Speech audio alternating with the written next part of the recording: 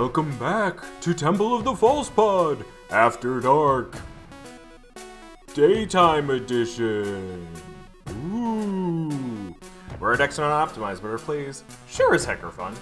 I'm Andy, and Bruce is suffering from a mild bout of jet lag. Get back next week with our normal season 13. Normal stuff going on.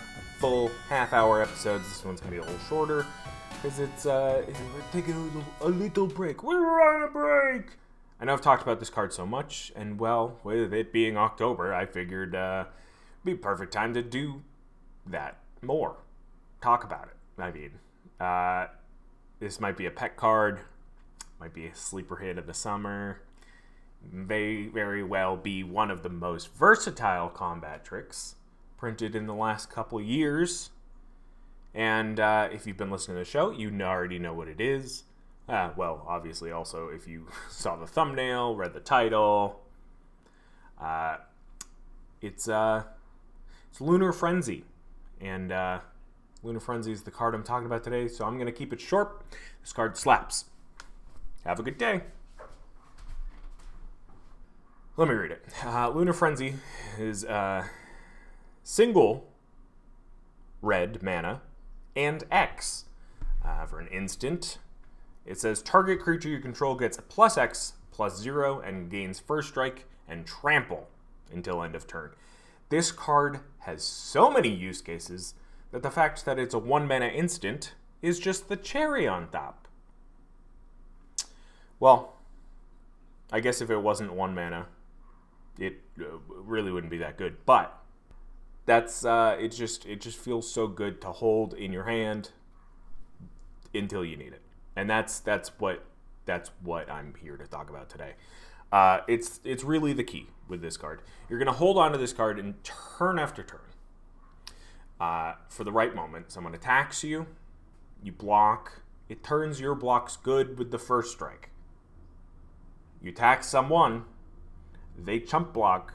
It turns their blocks bad because of the trample. Well, and the first strike, of course, too. But it's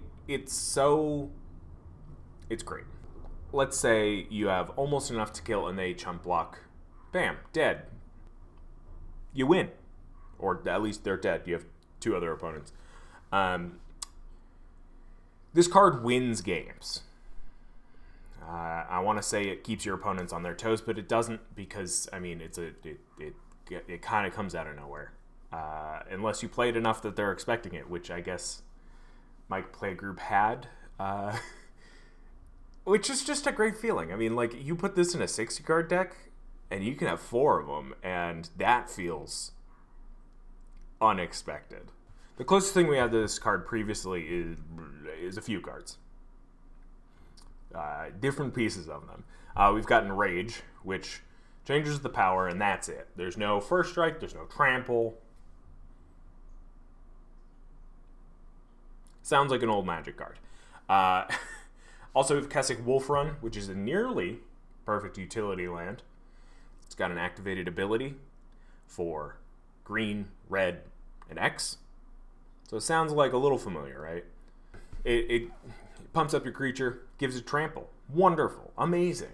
It really screws up your opponent's blocks. Possibly for the win.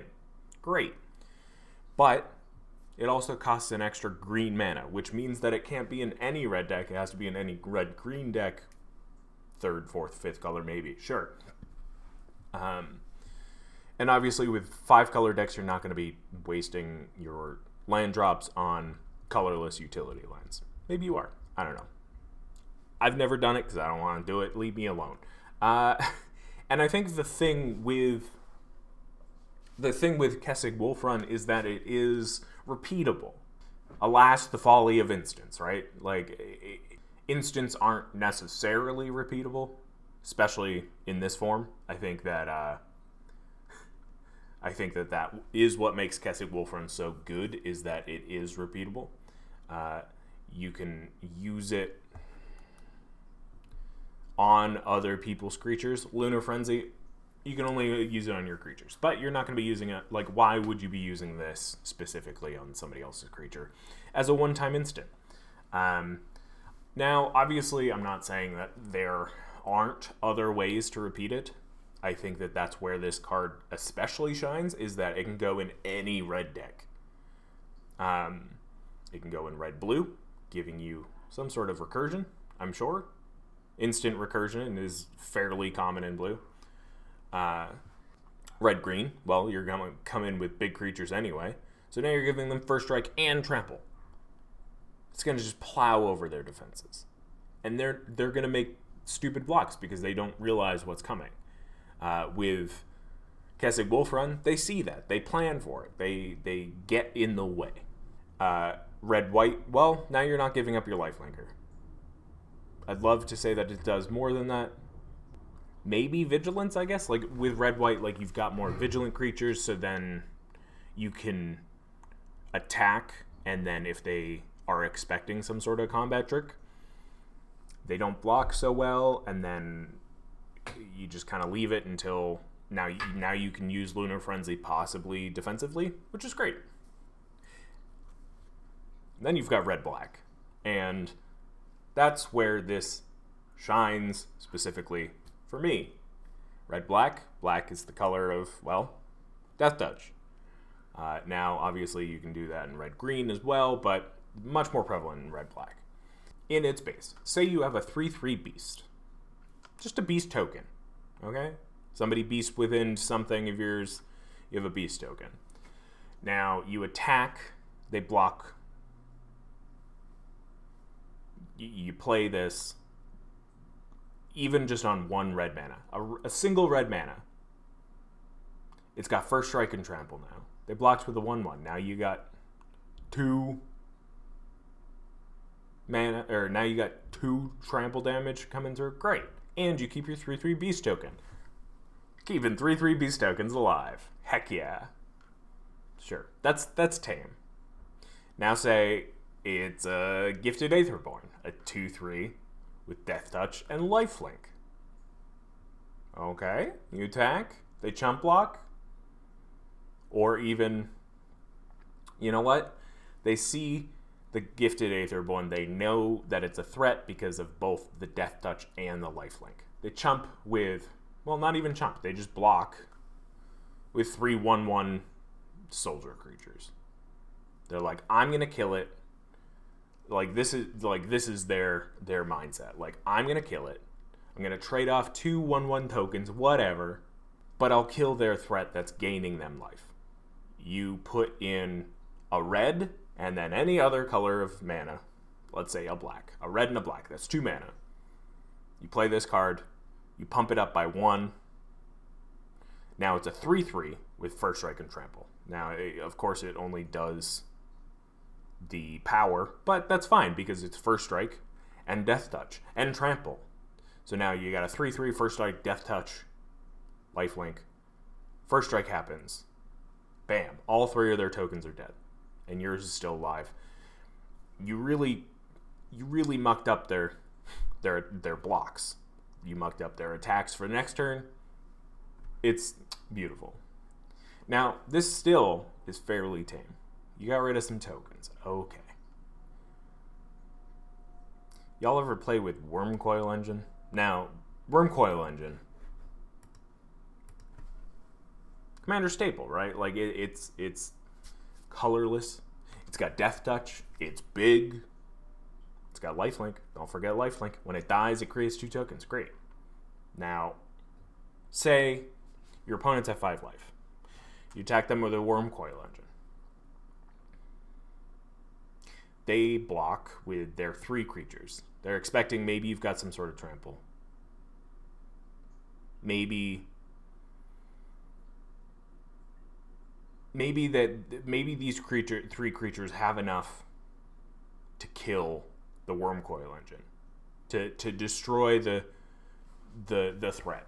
But what they don't know is that you've got a Lunar Frenzy in hand with the magic that is the Death Touch and Trample combo, is that you attack in, they block with these 3 creatures. say you're going to use all your mana. Say you have like 2 more mana up, so now you're paying 3 mana. So red and 2 whatever. Target Worm Coil Engine. Now it's an 8/6. It attacks, it first strike damage. It deals 1 damage to each of their blockers. So now 5 tramples through and kills them. You don't care about the lifelink. The Death Touch and Trample is amazing. The first strike made it so that if, for whatever reason, they have a way to gain life, maybe a food token, maybe a healing salve, you know the people who play healing salve in Commander. Your Worm Coil Engine lives through the first strike because that's how this works. The first strike kills everything else. The blockers, I mean. And you keep going. It's wonderful. I love this card. It's one of my favorite cards of all time. I feel like it's up there with my favorite ways to win. Especially through like sneaky combat damage, you should be attacking throughout the game and everything, and then when things start to get like a little tighter in terms of life totals, people are going to be a little bit more, or I guess a little less hesitant to block.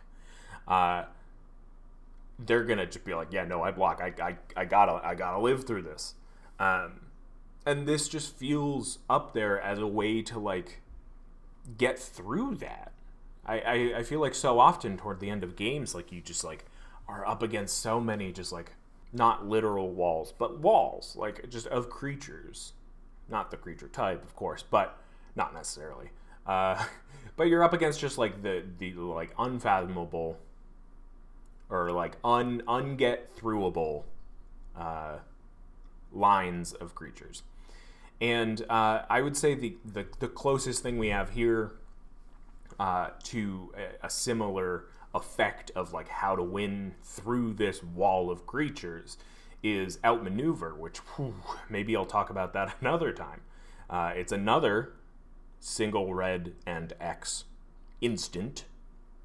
It says X target blocked creatures assign their combat damage at this turn as though they weren't blocked. So you do an alpha strike, maybe with some big creatures, maybe you're in red-green. Everything tramples through. Sure, your creatures might die, but maybe it's won you the game. Now, with Outmaneuver, you can't do just the single red. If X is 0, all you're doing is just putting this card directly into the bin. But like, you make X 3, say. Now you get your 3 biggest creatures through. Not even like their blockers have nothing to do with anything except if there's first strike or death touch. But like, you can very easily win a game with Outmaneuver. You can easily win a game with Lunar Frenzy. But it's about holding on to these cards. It's about keeping an eye out for the right moment to play these. Outmaneuver 2, man. Anyway, almost went on a tangent there about Outmaneuver, but you gotta go pick up a playset of Lunar Frenzy, play it, feel how good it feels to just like have that card in hand at any point in the game. Early on, great, it's protection. Later on, it's game winning. Anyway, next week we'll be back with our official 13th season in October. What a time to be listening. October, season 13. It was truly meant to be. Anyway, Bruce is back next week. Got some cool stuff coming. Thank you so much for listening. Thank you so much for watching. If you're on YouTube, come check us out on YouTube. Subscribe, maybe? Anyway, I gotta go. Gotta go to work. Gotta pay the bills. See y'all next week. Thank you so much for listening. Thank you so much for watching. Have a great night. We're Temple of Falsepod. We're actually not optimized, but our plays sure as heck are fun. I'm Andy.